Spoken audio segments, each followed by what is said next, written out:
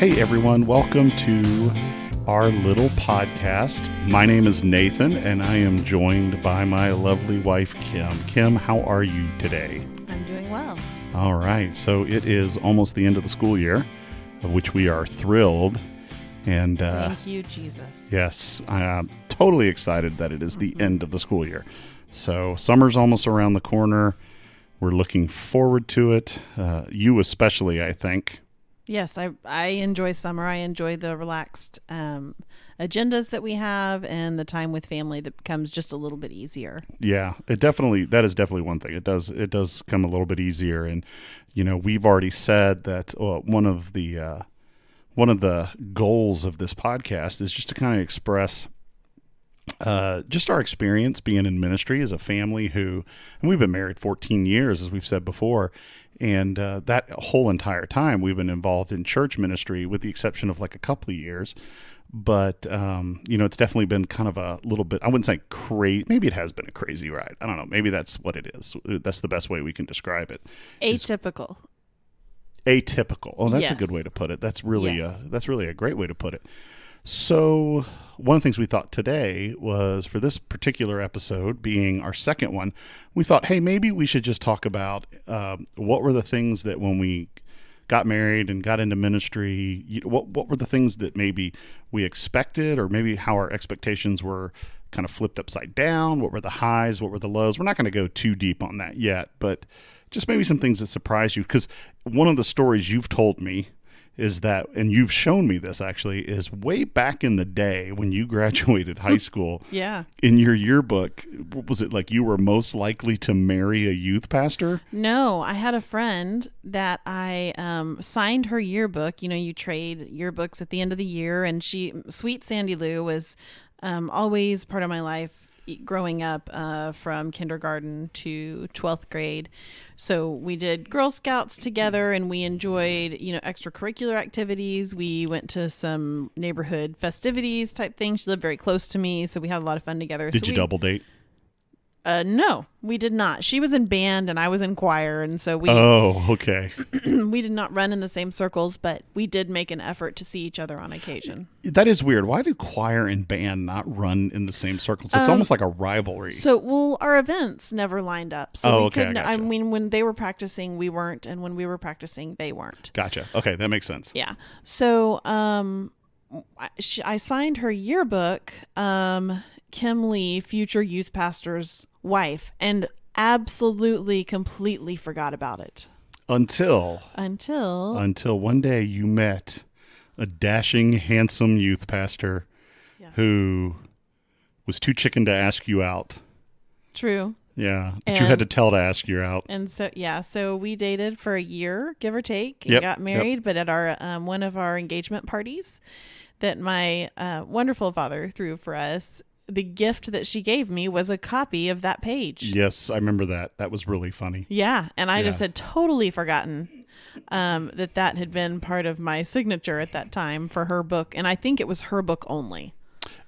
Yeah, I think I remember you saying that. And that's the thing is when we met, I was interning as a middle school director at a church here in Texas. I wasn't a full-blown pastor yet.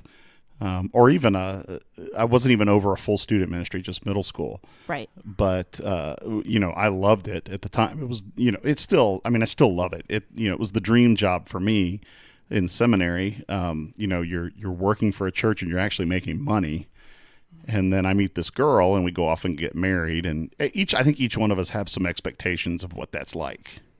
Yeah, absolutely. Of what we thought it would be like going in. Yeah. What were some of yours? What did you anticipate was that what it was going to be like?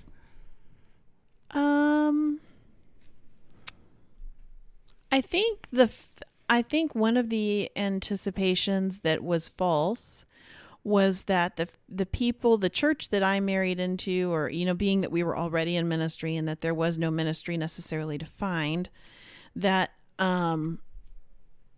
that they were going to become like family to me. Okay, so yeah, I think that would be an expectation. Right. That Yeah, and I think, and I mean, I know this because we're sitting here talking to each other and we're explaining this to whoever's listening, Right. and yet we both lived through it, and With and I with a hope that someone is encouraged in hearing Yeah. these words. yeah, but it's hard sometimes to be able to talk about it, knowing in an interview kind of format or however this is a discussion format, and Right. we both know the end of that story, and I agree with you. You know, I remember you telling me that was one of the hardest things. Was to be Nathan's wife, but not Kim. Right. So you had been at that church for years, in different roles, right? Helping and volunteering, and then being on staff. Family went to that church, and you had a history there, and so it was a little bit tricky to get into the church and feel like that was my church as well. Well, yeah, and interestingly, if you listen to the first episode, you know that we met in a Bible study at that same church. And so you initially came to be a part of that church. You had no intention Absolutely. of finding a husband or meeting a guy or whatever. In fact, you were adamantly against it. Yes, absolutely. So the first time that I went there was essentially just after a breakup, and trying to kind of move on and make different choices moving forward than what I had done previously. Well, different. Okay, so when we say different choices in the type of person you would date, Correct. not necessarily that you were doing anything really out of control. yeah, But no, just kind of trying to find people who better aligned with my beliefs. yeah, and I think Mm-hmm. that obviously that's what anybody wants. Yeah. And so I remember the struggles of that is, you know, feeling definitely on the outside. And interestingly enough, that has been the experience multiple times. We've been in several churches, and that seems to be one of the hardest things. And I think for spouses, when the ministry worker, whoever that might be, man, woman, is deeply involved with the church on a daily basis, it's very easy and often happens too much that the spouse kind of gets left to the side, because you guys are actually giving up quite a bit for this. Yeah, absolutely. I mean, there's a lot of time, a lot of effort, a lot of money, a lot of jobs that are taken, a lot of professions that are, you dive deep into them at the same time, giving away a lot of your time to the church just in volunteering by the nature of how it all pans out in a general day or week. Yeah, and you know, one of the things that I always appreciated truly early on, and still do, is you have a view of ministry that's not oh yeah, my husband just goes to work and I stay home and I do my thing. You see us, and I think a lot of I would say most ministry families see it this way, is, you know, you get one, you get both. Absolutely. Yeah, I would say most churches that function well as a church as a whole interview not only the pastor, but often the pastor's wife, if that allows itself. Yeah, but there's a tightrope in that, like a fine line you walk, because while you are a team, you're not on staff, and unfortunately, Yeah. you know, that's something that can be. That's where your lines start to blur, and there's some gray area there that can move into some unhealthiness. Yeah, I mean, I think a lot, we hear a lot of stories from families that have been in ministry for years, that have thrived in ministry, and that have stepped away from ministry for various reasons. And one of the things we hear on a consistent basis is that the wives are getting burnt out, even Yeah. though they're not on staff and don't get paid. So, okay, so that is definitely true, and that's been said many times. What would you say? What are some things you get burned out?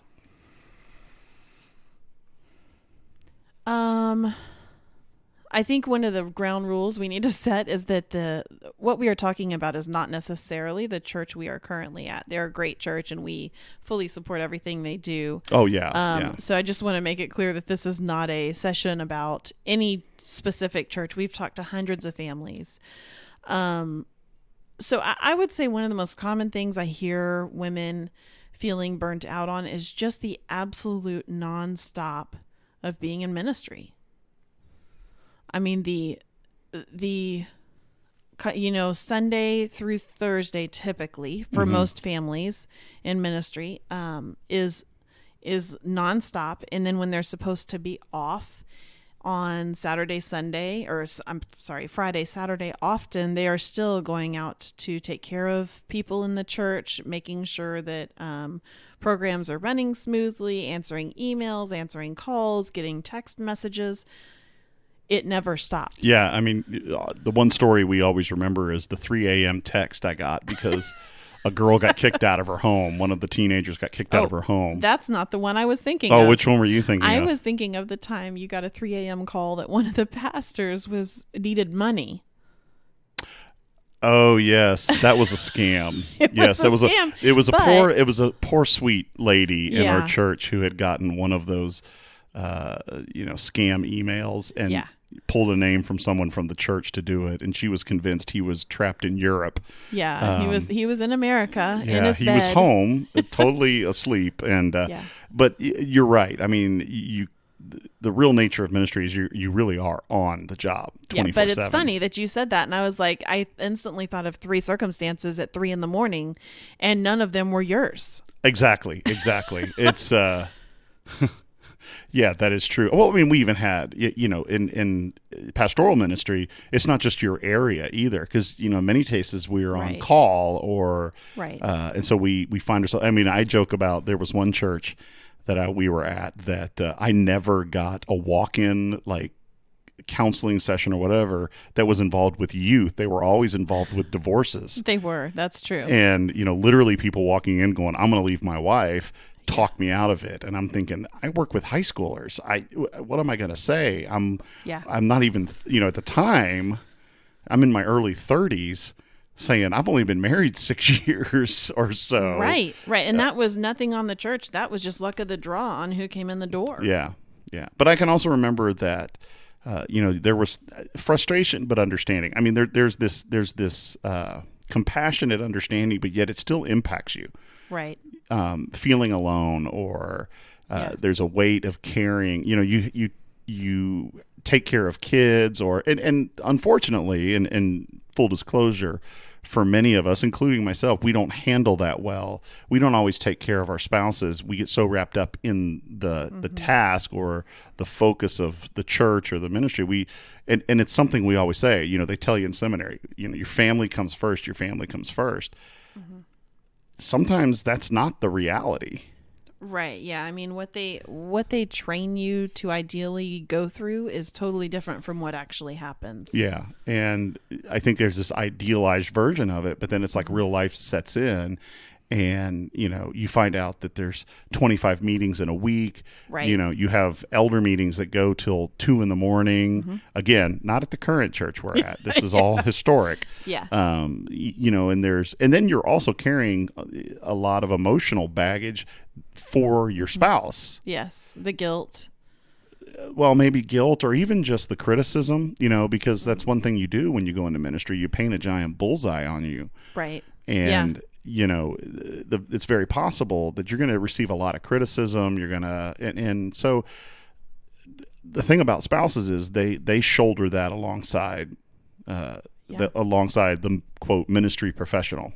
Right. So we've talked a lot about the negative. Yeah. What about the positive? For you? Well, why don't you start? Because Okay. I started the last one. For me, the positive has always, obviously the people in the church, but a good staff that you work with, that you're teamed up with, has always been the thing that I derive a tremendous amount of joy from. A staff that, builds each other up, cares for each other, laughs together. And I'll be honest with you, there have only been a few that fall into that category for me. Relationship with God, relationship with Christ, when they get it, or at least begin to get it, and you see that's when I really, Right. Those are the times I get really excited. And so, that's definitely the payoff.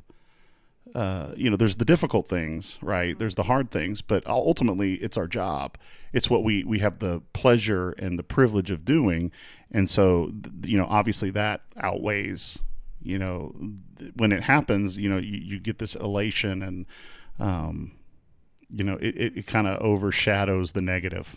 What about you? Yeah, I mean, I definitely think one of the greatest joys has been being able to engage when I can with staff members that are with you, either pastoral that are ahead of you or administration that's below, however, whatever the scenario is, interns or whatever. We've made some amazing friends, and some of those relationships will never end.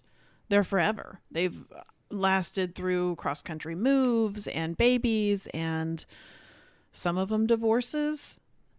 Just, their life circumstances that happen, and they're still really great friends. Yeah, you do find that, and you have those really solid relationships. I would say that's sometimes the negative, and we will get into that subject, much deeper down the road. Yeah, is there's a flip side to that. I would say a darker side to that with churches is when you do leave, there's something as a church we don't do very well.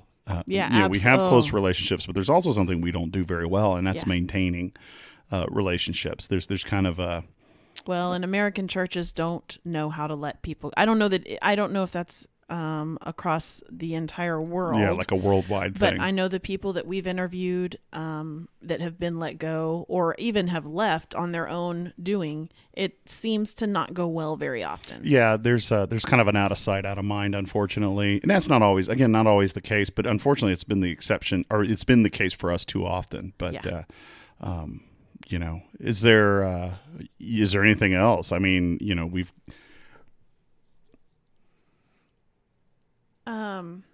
I think those are really good. Those are the best of the best as far as ministry. So the primary ones. And the worst of the worst. Okay, so you would say that's kind of the...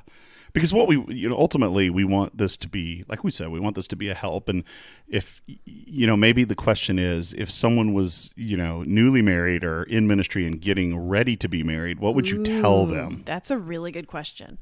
So we had the best of the best and the worst of the worst. But my advice is a little different from that.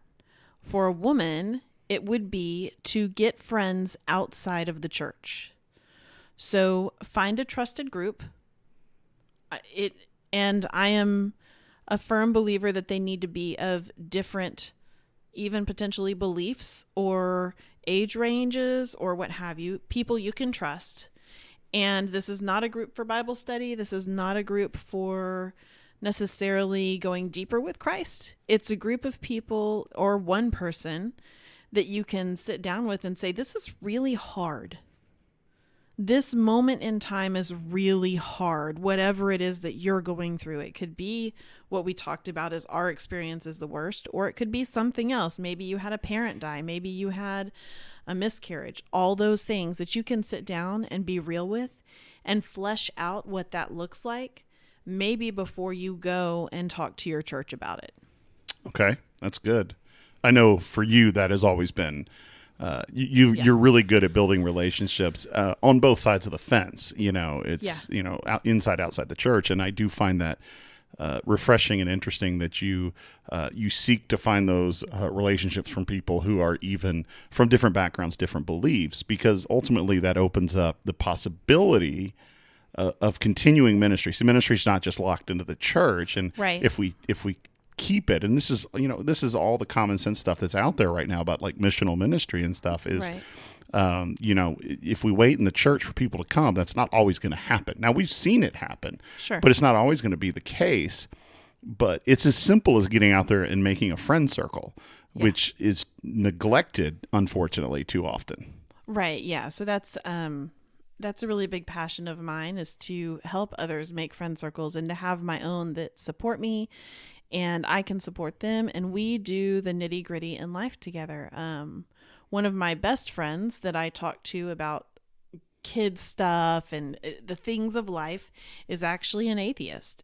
And, that's true. And she has been a great sounding board, mm-hmm. and just a really true friend when I needed it. And kind of, when you have a teenage girl and you say, this really stinks about having a kid this age, and she can say, yeah, it does. Yeah, there's a lot of understanding, and we've known our kids have been friends, and just great family. We don't line up belief wise, but it's also a chance for us just to care for them, and they do the same thing in return. And sometimes it is about just being a friend. Yeah. And seeing somebody else's point of view other than inside the church. Yeah, and I'm going to go out on a limb here and say that too often the immediate thing is, okay, we got to get them in, we got to have the evangelism, the evangelical presentation of what we believe, when really hopefully you get that opportunity, but at the same time you get to have a relationship with someone and you guys can sharpen each other in just the simple things as just being a parent, you know.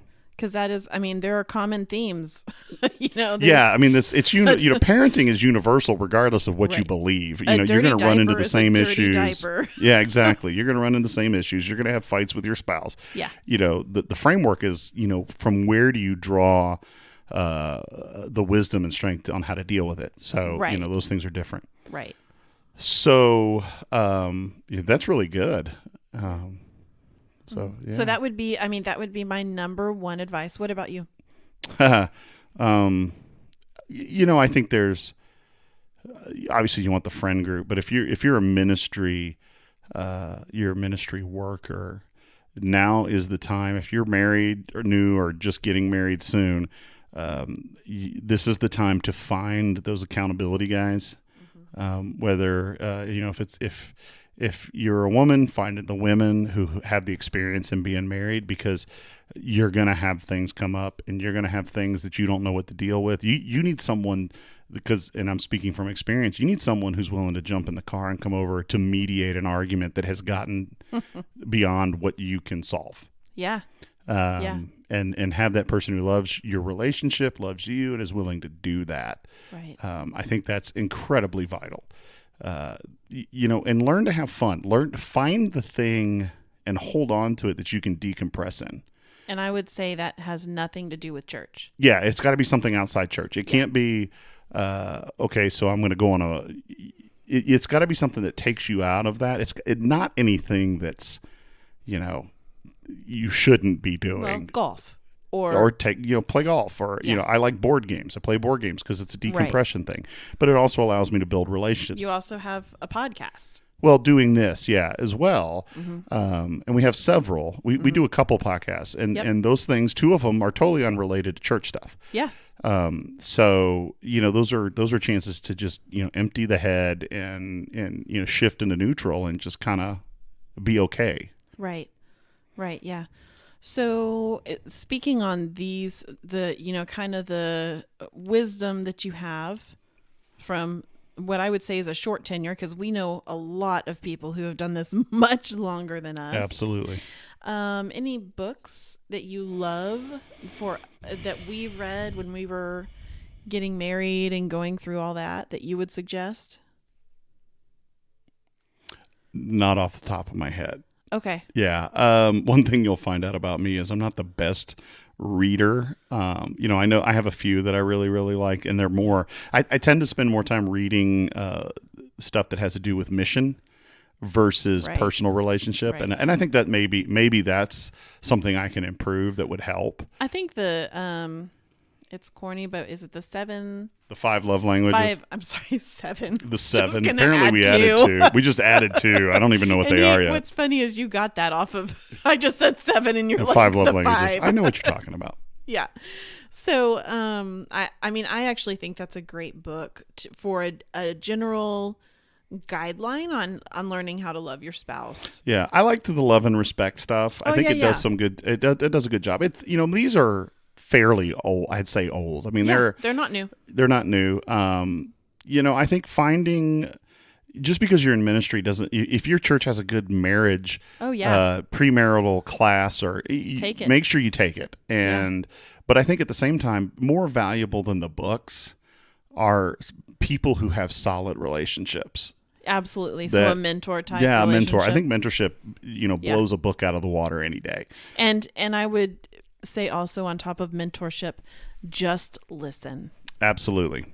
Make sure you're listening to everything they say and getting every piece of knowledge you can. And not seeing your issues or your struggles as 100% only you're the one. I mean, these are universal. Yeah. And so their wisdom applies to you. Right. So. Right. or even their mistakes. Even right? their mistakes, their wisdom, their mistakes, whatever. We certainly have seen our fair share of older couples in ministry, and we watch from afar and say, ooh, we need to remember this. Yeah, we need to remember. Or Yeah. you come to someone and they go, oh, yeah, I did Right. that. Right. That's the best feeling, is when somebody, and really that's why we're here, right? That was our whole mission, is to have couples in ministry not feel alone. Yeah, you don't want to feel alone. So. And on that, it can be a lonely place. Yep. And we can maybe do that loneliness in ministry for a whole nother podcast. Yeah, we can talk about that. But That might be the next one. But I think there's, between you and I think, there's a lot that we look on, relationships are key. And that's Yeah. really what it is. And I think that's Yeah. where this episode ends up Right. landing is, ultimately this comes down to, one, your relationship with the Lord, two, the relationship with your team, but also the relationship with the people who can build into you. Well, and I think, one thing that hit me, we were talking about older couples and watching, they've been married forever. But I know recently for us, one of the ways that we have been learning and growing is through younger couples. Yes, we have a great life group. It's made up of 20 somethings. Some of them are married, some of them aren't. Right. And have become an incredible blessing to us where, there's really funny because you'd think, okay, 14 years, you've got some experience. And there are things that, we can help and mentor, quote unquote, with. But then there's the flip side where, Right. We're learning about just general, basic, good relationships with people from these guys. Right. Yeah. It's really fun to watch younger couples and see how they engage and the Yep. things we've forgotten or never did that we need to apply. Absolutely.